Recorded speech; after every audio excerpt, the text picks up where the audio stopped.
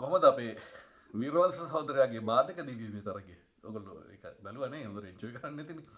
මිනිස්සයා මේ වැටි වැටි නැගිටින මගේ පුංචි පුතා වගේ ඒ කාලේ තරන් කරේ මව්බිම නැත්තම් මරණය කියලා අන්තිමට මම බිම කියලා ඉවරලා දඩෝරියක් ගාලා බිම ඇඳගෙන වැදුනා.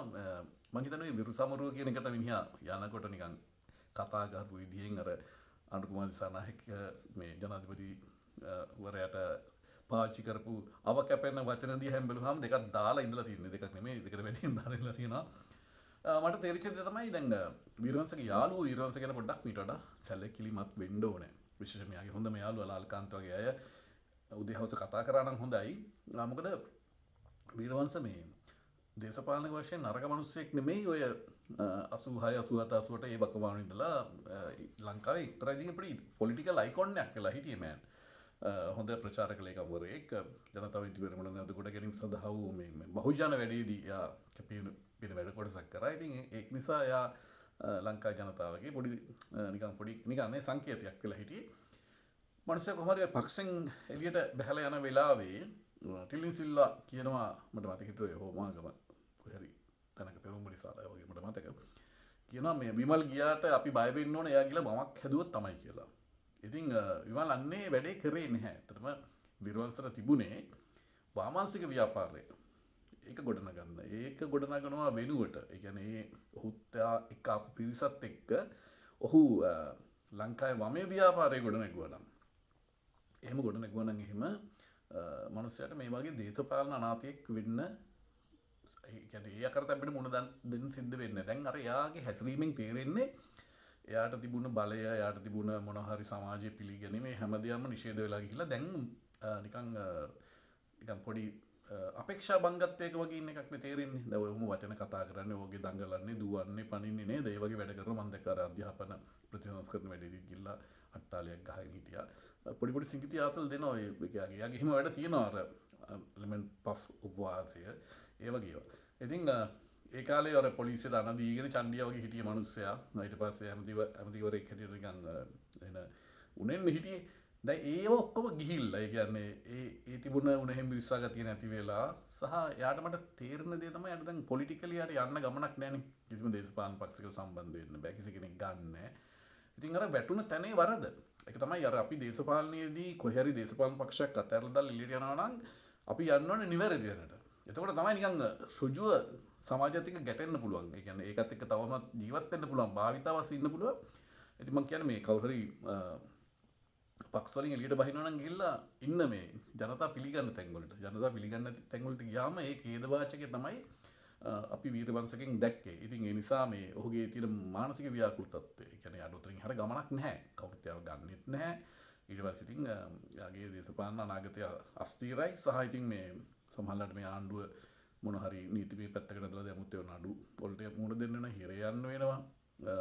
ඉතින් එහෙම අර වැජබිලා ඉඳලා හෙන ගහනා වගේ කඩක් වටනට පස්සේ අර රණවිරු ගාය එක ගිහිල්ලා දුවලා ගිහිල්ලා වැටුණා වගේ තමයි.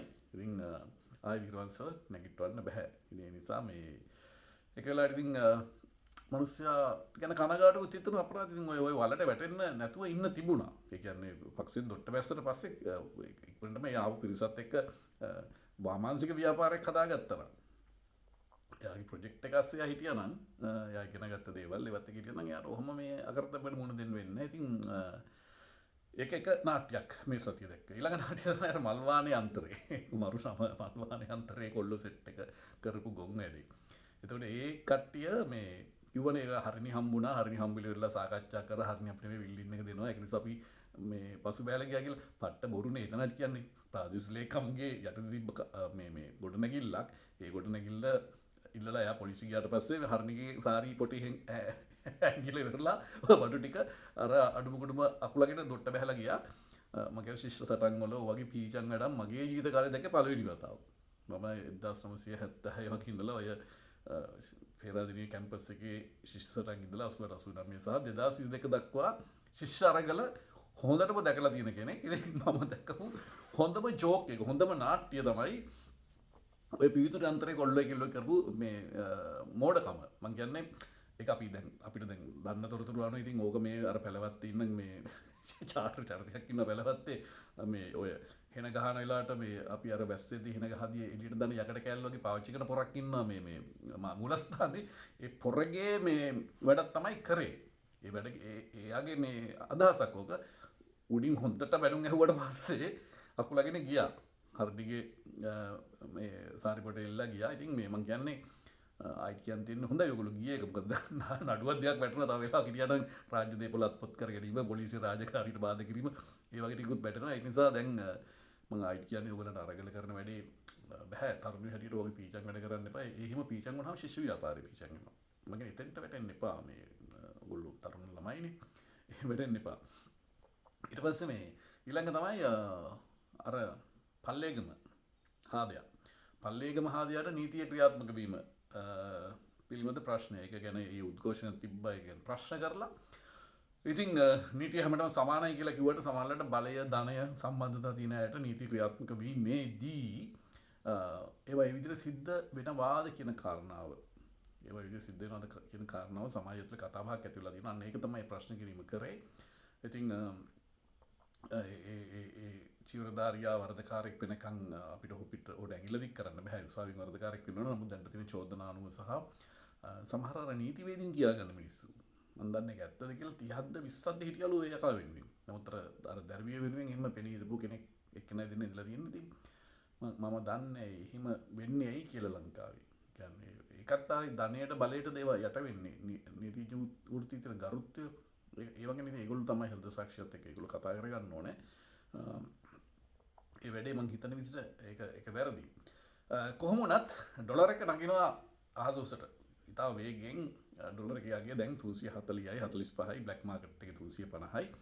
එහෙම තත්ත්වයක් උදා වෙලා තියෙනවා. කොහොම හරි පමා වෙලා ආපු අසන්තය වගේ මේ කාර් ගෙන්නන එක පොඩ්ඩක් ආණ්ඩුව නැවැත්ත මුලින් කරන්න ඕන වැඩක්. ඒ ඇස්සේ නන්දලාල් ඔහු මේ ගෝඨාභය රාජපක්ෂගේ කාලේදී ජනාධිපති දුරේ දානකොට කැබිනට් එකෙන්වත් ජනාධිපතිගෙන්වත් අගමැතිගෙන්වත් මුදල් ඇමතිගෙන්වත් අහන්න නැතුව රට බංකොලොත් කියලා යෝජනා කරානේ. ඒක බංකොලොත් කියලා ඩික්ලෙයාර් කළා. ඊට පස්සේ අරගලයක් ඇවිල්ලා රනිල් වික්‍රමසිංහ බලයට ගෙනාවා. දැන් ආයිසරයක් නන්දලාල් මේ ඒ වගේ පොඩි ගේමක් ගහනවා වගේ අර පරණ එකත් එක්ක නිකන් සම්බන්ධතා තියෙනවා කියන්න ගන්න. දැන් එක සැරේම මිනිහා කියනවා මේ රටේ අනාගතය අවිනිශ්චිතයි කියලා. ඊට පස්සේ ආයි පොත් සාකච්ඡාවක් කියලා මම ඒක නෙමෙයි කිව්වේ මේ බැද පෙරදිග ප්‍රශ්නය. එතකොට අපි මේ තෙල් ආනයන කරන රටක් කියලා අපි මේ ඉන්න රටවල තෙල් ආනයන කරනවා තමයි. ඊට පස්සේ දැන් ඇත්තටම ලන්දලාගේ රස්සාව මොකක් වුණත් එයා මේ ලංකාවේ ගවන වගේ හිටියට මිනිස්සයා මෙයා IMF එකට ඕන විදියට රනිල් වික්‍රමසිංහත් එක්කතු වෙලා රට ණය කිරීම නෙකරේ රටේ ජනතාව පීඩනයටපත් කිරීම. ඉතින් මේ ඔහොම බංගලොත් වෙච්ච රටක් රනිල් වික්‍රමසිංහ ආපු ගමන් ආයි සෙටල් කරගන්න බෑනේ මේව ඇහිලා එක්තරා විදිහක කුබන්ත්‍රණ. ඉතින් ඒක මේ ඕනම් සාමාන්‍ය මිනිහෙකුට තේරෙනවා. මට තේරෙන්නේ නැති කැලල මේ අපිට තේරෙන්නේ අනුර කුමාර තේරුම් ගන්න නැති අය කියන්නේ. දැන් මේ වෙනකොට නන්දලාල් මහ බැංකුව අධිපතිකමේ ඉන්න බෑ. ඒතර අනුර එක්කෝ අනුර මේක සන්තෝෂෙන් රනිල් වික්‍රමසිංහලට ආයි බාර දෙන්න හදනවාද මේ නන්දලාල්ලා කරන කුමන්ත්‍රණ තේරුම් ගන්න බැරුව. ඒ තරම්ම අනුර අද බාරද කියන එක ගැන ප්‍රශ්නයක් තියෙනවා. මොකද ලංකාවේ මහ බැංකුව අධිපතිකමට සුදුසු පුද්ගලෙක් ওই ජාතික ජන බලවේගයේ මොන හරි ආර්ථික දැක්මක් තියෙන මිනිස්සෙක් කරගෙන ওই වැඩේ බාර දුන්නා නම් හොඳයි. ඊට පස්සේ මේ ජාත්‍යන්තර මුල්‍ය අරමුදලත් එක්ක දැන් ගහපු කොන්දේසි වික්‍රමසිංහත් එක්ක ඉන්න කාලේ ගෙනාපු ටික අන්රිහිම මරන් ගියා. දිට්වාවට පස්සේ පොඩි chance එකක් ආවා. ආයිසරයක් අපිට නායකත්වයක් කරගන්න. ඒව කරගත්තෙත් නෑ නන්දලාල්. එයාගේ මේ ජාත්‍යන්තර ඒජන්තයන්ට ඕන විතර රටේ ජනතාව හූරන් කන පීඩාවට පත් කරන බදු පිට බදු ගහලා ඒ වැඩේ කරගෙන යනවා. ඉතින් ඒ නිසා ආණ්ඩුවේ පැවැත්මට ආණ්ඩුවේ ඉදිරි පැවැත්මට මේ භාවිතාවේ නිසා හානියක් වෙනවද කියන එක ඉතින් මට කියන්න බෑ. මොකද මේ ඔයගලන්ට මේ දැනුම තියෙන ඔයගොල්ලෝ අපිට වැඩි වෙන බුද්ධිමත් නේද NPP එකේ ඉන්නේ නිකන් මේ මොන කියන්නේ මාර ඇවිදින පුස්තකාලේ.